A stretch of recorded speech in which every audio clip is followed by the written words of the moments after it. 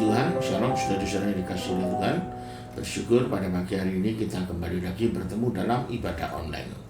Dan saya percaya kesempatan yang Tuhan masih berikan kepada kita semua untuk mendengarkan firman Tuhan, ini adalah kesempatan yang harus kita pergunakan dengan sebaik-baiknya. Puji Tuhan. Saudara-saudara, pada pagi hari ini firman Tuhan saya beri tema tentang menabur firman. Ya, sekali lagi menabur firman. Nah, biasanya saudara, ketika orang itu mendengar kata menabur, ya, orang itu sudah kurang suka terlebih dahulu. Ya. Kenapa saudara? Karena pada prinsipnya atau karena pada pemikirannya, seseorang itu kalau sudah berbicara tentang menabur, itu identik dengan yang namanya harta, uang, ya, duit kita, nah, materi yang kita punya. Tapi hari ini saya katakan kepada saudara, saya tidak membahas itu, tapi saya ingin membahas sesuatu yang lebih baik, yaitu tentang menabur firman. Ya, nah, saudara-saudara, saya percaya kita semua anak-anak Tuhan tahu bahwa panggilan kita di dunia ini adalah untuk menginjil, ya, untuk memenangkan jiwa bagi Tuhan.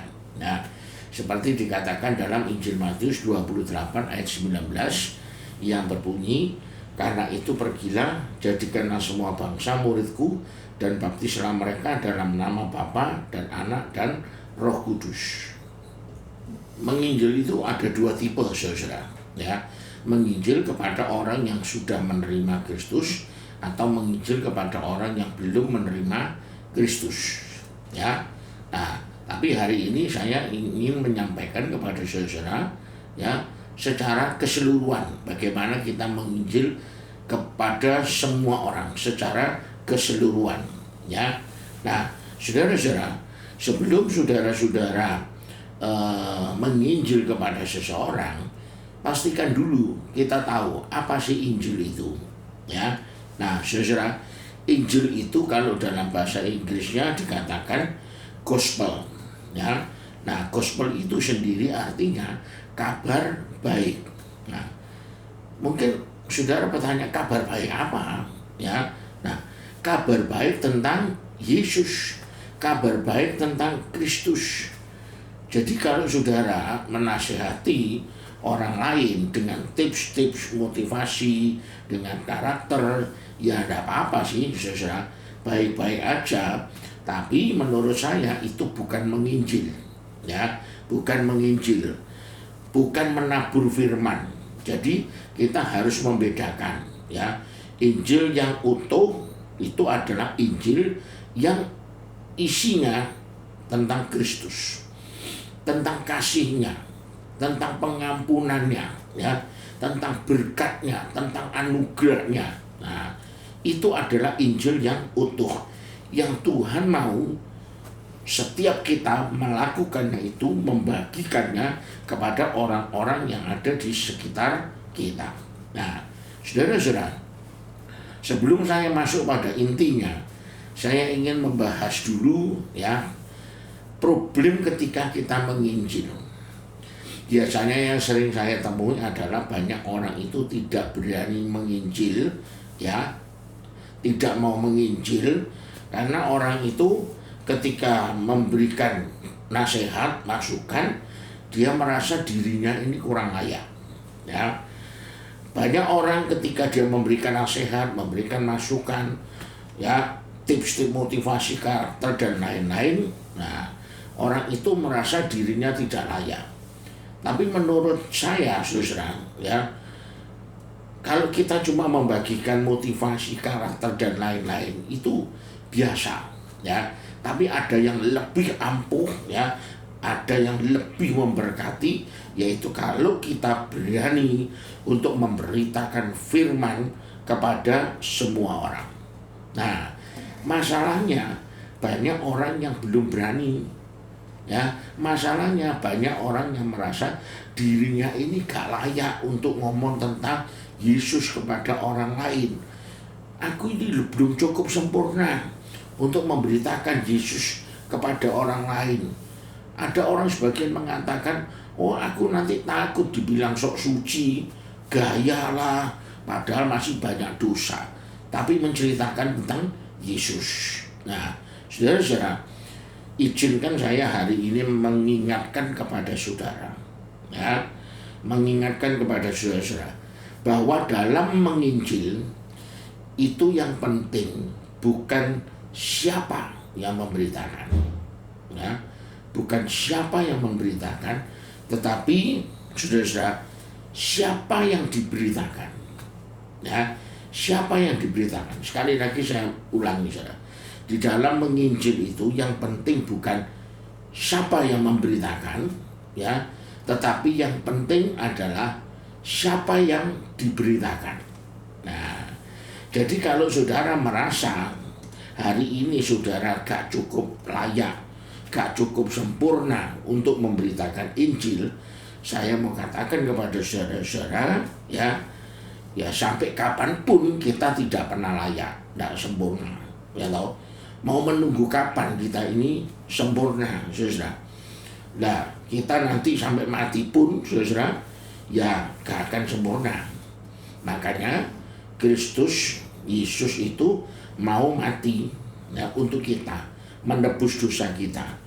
Yesus turun dari surga menebus kita supaya apa? Supaya kita ini disempurnakan oleh darahnya. Nah, karena dia tahu bahwa kita ini gak bisa sempurna, ya, gak bisa jadi sempurna.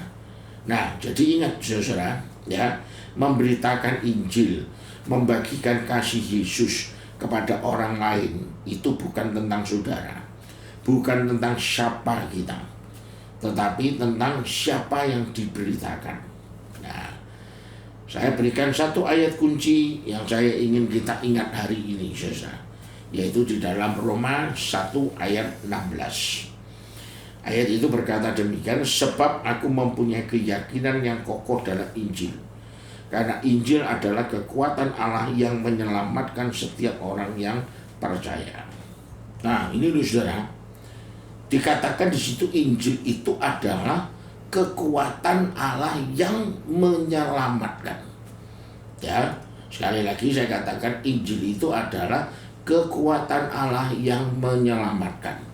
Jadi yang menyelamatkan orang lain, ya, ketika dia ditimpa masalah, ketika dia lagi sedih, ketika dia lagi depresi, stres, ya, nah, punya banyak pergumulan, yang menyelamatkan itu Injil, bukan kita, ya, bukan saudara, bukan saya yang menyelamatkan, tetapi Injil yang menyelamatkan, ya. Selain itu tugas kita, ya, cuma memberitakan, saudara, men-sharekan, bagikan, bersaksi.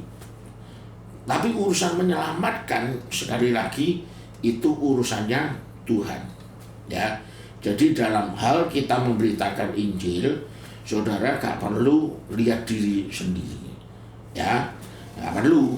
Cukup saudara fokus, ya, untuk memberitakan Yesus dan kasih-Nya. Amin, ya, saudara.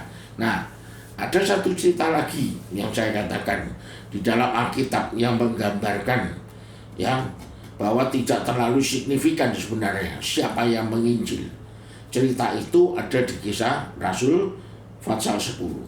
Ya, ketika Petrus sedang berkhotbah, ayat 44 katakan, ketika Petrus sedang berkata demikian, turunlah Roh Kudus ke atas semua orang yang mendengarkan pemberitaan itu. Dan semua orang percaya dari golongan bersunat yang menyertai Petrus tercengang-cengang karena melihat bahwa karunia Roh Kudus dicurahkan ke atas bangsa-bangsa lain juga. Nah, itu coba saudara lihat Petrus, ya. Petrus itu siapa? Murid Tuhan, betul, ya.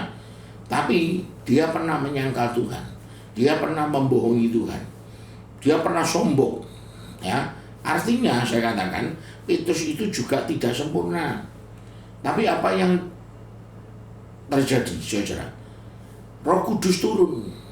Nah, dia saudara, bukan siapa yang memberitakan Injil, bukan tentang Petrusnya, ya. Kalau tentang Petrus itu orang yang gak sempurna, saudara.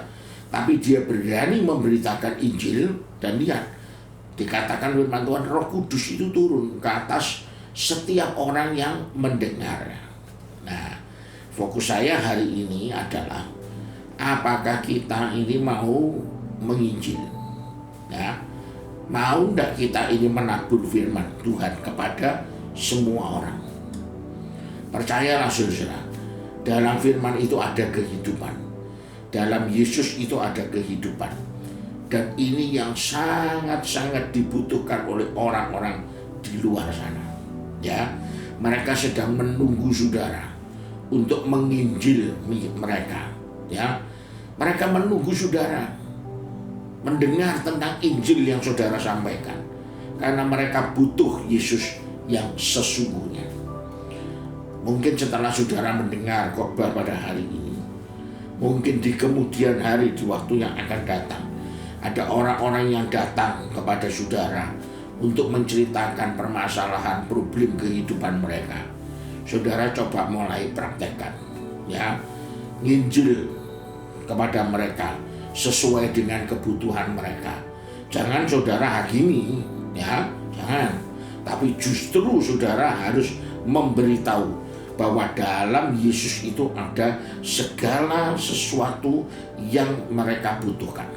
Ya, kalau mereka lagi stres, mereka lagi depresi, dalam Yesus itu ada penghiburan. Ya, kalau mereka lagi dalam kondisi ekonomi yang sulit, kasih tahu, ya, bahwa dalam Yesus itu ada berkat yang tersedia. Kalau mereka lagi sakit, beritahu bahwa dalam Yesus itu ada kesembuhan. Amin, saudara. Ya. Nah, intinya saudara-saudara, hari ini kita belajar beberapa hal. Ya, belajar beberapa hal. Yang pertama, menabur firman itu bukan soal siapa yang memberitakan, tapi siapa yang diberitakan. Ya, itu yang pertama. Yang kedua, yang saudara beritakan itu Yesus dan kasih karunia-Nya. Bukan tips-tips motivasi, saudara, bukan tips-tips dunia, tapi Kristus, ya, Yesus dengan kasih karunia-Nya. Itu yang kita sampaikan. Yang ketiga, semua orang perlu Yesus, ya, semua orang perlu Yesus, semua orang perlu Tuhan, dan mereka menunggu untuk saudara memberitahu kepada mereka. Haleluya, amin. Mari kita menundukkan kepala, kita berdoa. Maha besar Bapa kami yang ada dalam surga, kami bersyukur untuk firman-Mu pada hari ini. Tuhan, beri kemampuan kepada kami, beri keberanian kepada kami, untuk kami boleh menginjil, menyampaikan kabar baik, kabar tentang Yesus, kabar tentang Kristus yang mengasihi semua umat manusia. Sehingga setiap mereka yang kami jumpai di dalam kebutuhan mereka, dalam pergumulan mereka, mereka boleh menemukan Yesus yang adalah sumber pertolongan mereka. Terima kasih untuk firman-Mu ya Bapa. Terima kasih Tuhan, berkati kami semua yang telah mendengarkan firman-Mu dalam ibadah online pada pagi hari ini. Berkati kesehatan kami, berkati rumah tangga kami, berkati usaha pekerjaan kami ya Tuhan. Di dalam nama Tuhan Yesus kami naikkan doa kami. Amin. Puji Tuhan, saudara, tetap semangat, jaga kesehatan saudara. Tuhan memberkati kita semua. Aku percaya.